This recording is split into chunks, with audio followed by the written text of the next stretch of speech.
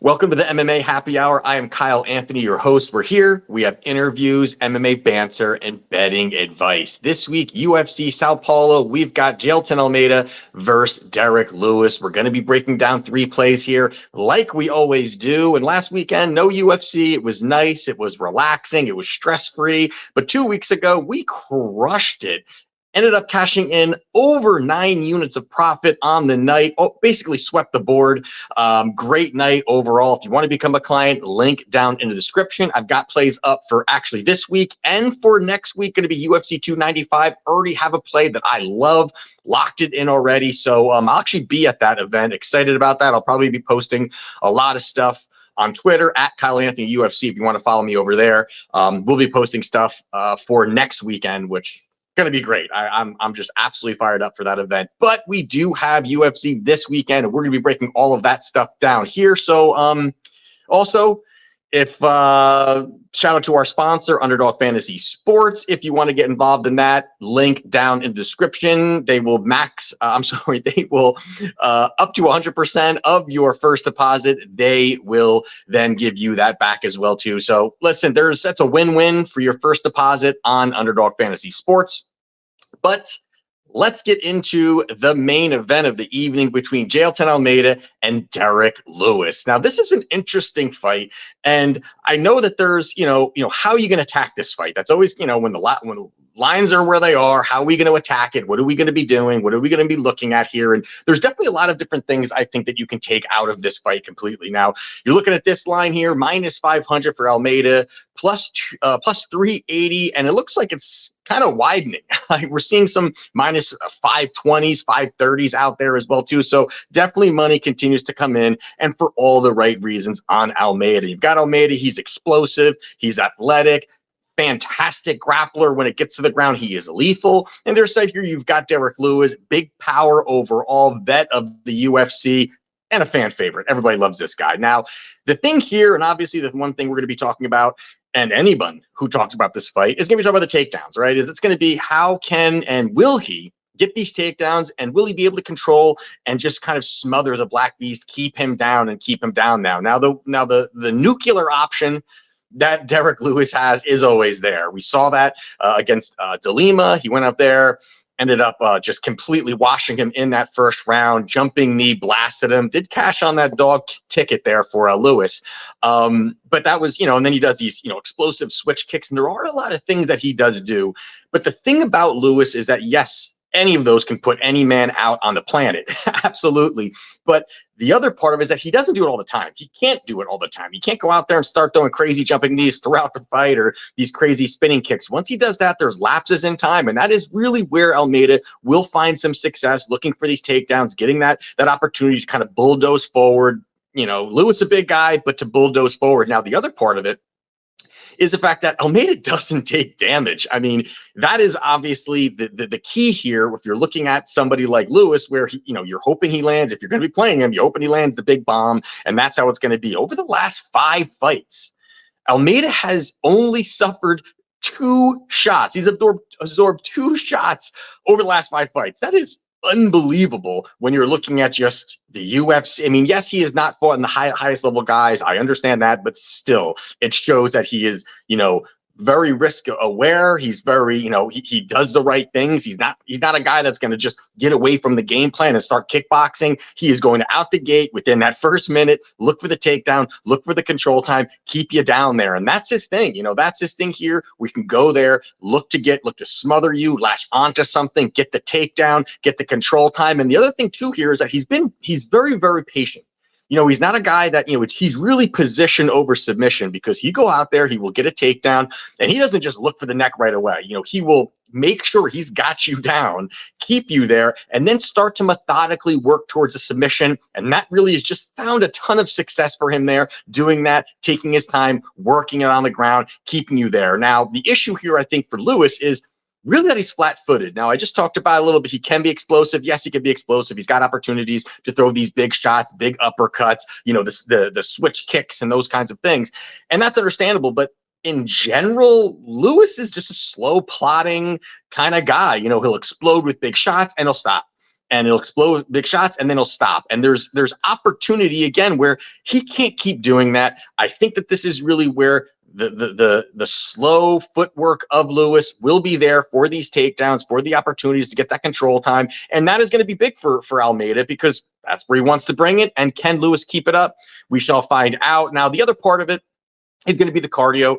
We talk about Almeida, about the cardio situation, where you definitely can tell there is some type of concern when you're talking about his cardio. And I think, again, he's a monster. He's an absolute monster. But can he keep that going? Can he really keep that going? Now, if you look over his career, he's got 19 victories. Only twice he has seen the third round. I mean, that's mind-boggling. So pretty much, I mean, you put together he's absorbed 2 significant strikes in 5 rounds. Out of his 19 victories, he's only seen the third round twice. I mean, these are some staggering numbers for anybody. I don't care what level you are or who you're fighting. These are really, really incredible numbers, just showing how dominating he can be. And I get all of that, and that can happen. And listen, the other part of it too is, as we're going here, as we're kind of watching this fight, a lot of people are really piling onto that first round, right? We're really hammering that first round. The first round right now they're starting to get some of the props out. We're looking at, minus 250, 260, first round finish for Almeida. I mean, it's just crazy about what that is. But there's going to be a point where the next level guys are going to give him a run for his money. They're going to be tough. They're not going to be guys that are just going to allow you to, take you down and dominate. He's had very good, successful, very good stylistic matchups for him. Guys that are strikers, guys that will go down, guys that don't have any kind of grappling ability for the most part. That's pretty much what he has faced. And then all the other part of it here is a strength of schedule. Now that definitely goes towards Lewis. And I think that's a little bit of a concern, but it does go towards Lewis. I mean, if you look over some of these guys he has fought recently, I mean, Sergey Pavlovich, killer. Spivak, terrible stylistic matchup, and he continues to get better. Tuivasa, Cyril Gane. I mean, these are some high-level guys that Lewis continues to fight after fight after fight, year after year after year. Where you got Almeida on their side, I mean, Parker Porter, Shamil Abdurrahimov, Anton Chikali. I mean, these are definitely not well-known, high-level names, and I think this is a spot where early, I think that, yes, there's an opportunity here for Almeida to get that finish at any point in that first round. At any point, he can do it. Now, I do like Almeida via sub minus 125. I think that's the play here, is the minus 125 submission. I think that's what he's going to be able to do. He's going to wear on Lewis early, and then he's going to be able to find that submission. Now, I think the spot where you could maybe place a little bit of a sprinkle, and I actually love this line, I love this spot, is the second round finish. Now, I'm seeing some spots here that you're seeing on the books, is that, that first round, actually, we've seen Lewis. He's pretty tough. He's strong. I think he can defend some of these takedowns. Almeida is not a legit heavyweight, although he is an absolute monster and strong. He has not really built up, at least from what we have seen, the size. He's going to be giving a lot of weight to Derrick Lewis on fight night. And I think that could help defend some of these takedowns, and we've seen him, Lewis on his back, exploding up, finding ways to get up. Now, who knows, if Almeida gets on top of him, if he can get that finish early. But I think the second round finish, it goes from minus 250 in that first round to plus 650 if Almeida gets that finish in that second round. I actually think that's a great little sprinkle spot there for you. Plus 650, crazy number. It could be any way that he does get that finish. So I think that's good. So for me here in this spot, I'm taking Jailton Almeida via submission, minus 125, and also a little sprinkle on Almeida via victory, via finish, in the second round, plus 650. I like those spots. I think they're definitely worth it here in the main event. Now, the other fight we're going to talk about here is, let me just move over here, is Rodrigo Nascimento, minus 185. And it looks like it's kind of getting wider here. You've got Dante Almeida plus 154. So in this spot here, this is a rematch that nobody wanted, right? These guys fought back in 2020. It was where Nascimento ended up getting the second round submission victory. A couple years later, here we are again. Somehow, this fight is happening again. So I actually do think there's a little bit of, let me fix my camera there. There we go. I think there is an angle here. I actually do think there's an angle here. Now, when these guys fought a couple years ago, you did have Mays. He was a minus 120 favorite, slight favorite, but was the favorite in that spot. Since then, you've got Nascimento. He went 3-1. You've got Mays. He went 3-2 since they fought. Now, I do feel like there is an overreaction to the fact that they have fought. That Nascimento has won the last 3 fights. And I think on paper that looks good. He's won. He's on a winning streak. I think he's now 10-1. Looks like a lot better than the record that Mays has right now. Mays is, I think, 10-5, I think is the record. So yeah, there is that sexiness when it comes to that. It looks a little bit better. We're in Brazil. We got the Brazilian who's going to be the favorite, all of those things. But really, if you look back at it, man, I'm just not impressed with Nascimento really at all. I mean, really at all. And especially when you've got a price tag of nearing minus 200 and climbing for him in this spot. And you look back, 4 fights ago when he got knocked out by Chris Daukaus. Chris Daukaus really has become fraudulent at this point. He's on an 0-4 run. He's fought some tough guys, but he's on an 0-4 run. And Daukaus, I don't really put him as a good fighter. Then Alan Badeau. I mean, Alan Badeau, he's terrible. Beats him. Alan Badeau 0-4 run in the 0-4 in the UFC. And then Tanner Boser. Tanner Boser, he doesn't know if he's a heavyweight, a light heavyweight, but he's undersized. He's an undersized guy. He's much smaller. Can have some quick hand speed, but undersized guy overall. He was still landing on Nascimento and made it a debatable fight. Even though Nascimento got some takedowns, got the control time, it was a split decision. It was really a split decision, and you could argue that maybe Boser snuck that out, but either way, a split decision there against the guy I think he really should have just washed in that spot. Boser 2-4 out of his last 6 fights, and then Ilir Latifi. Ilir Latifi. There should be no way in 2023 you're having a debatable fight with Ilir Latifi. He's 40 years old. He does not do too much. He pretty much will try to just grind on you. He's not, I don't really put him as a high level guy at all at this point. And it was another split decision that he had in a spot where maybe he could have lost the fight. So this winning streak really is filled with garbage, to be honest with you. Now you're looking at a price tag of near, minus 200 roughly. That's a wide line where you've got Mays on the other side here. I'm not saying he's this high level guy or he's got this elite level striking ability, but I really kind of like what he's doing. 2 fights ago, he lost to Augusto Sakai. Not the greatest situation overall, but Augusta, he did what he needs to do. Get in tight, grind on you, wear on you, leave zero space, just stay on you, make it ugly. And that's a great way to beat Mays, who's big guy, long, wants to utilize some of that kickboxing. And that was a terrible matchup for him. And Sakai really had a great game plan and got the victory. And even most recently, he knocks out Andrei Arlovski. Now, say what you will about Andrei Arlovski. He made, older, all these things. But he still is was on a nice run, had looked pretty good, kind of had this resurgence, it looked like overall, and he ended up, hurting him in the first and finishing him in the second. I thought that was pretty impressive. Even 3 fights ago, he fought Hamdi.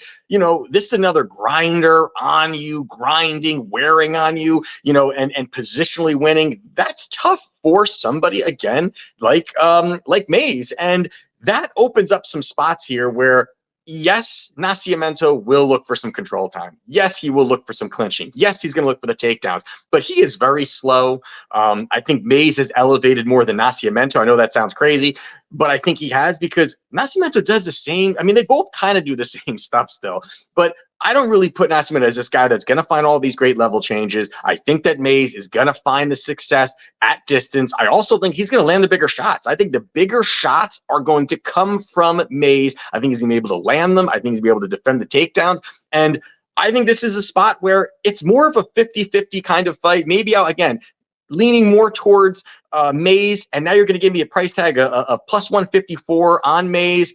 This one right here, I think it's worth it. Again, when I got these 50-50s or I'm leaning one way slightly and you're looking at it at a strong plus number, I like it. I think there's a lot of value on Mays in this spot. I know it's sloppy. I know it may be one that you're sweating it out, but I think it's worth it. So I do like Don'Tale Mays plus 154.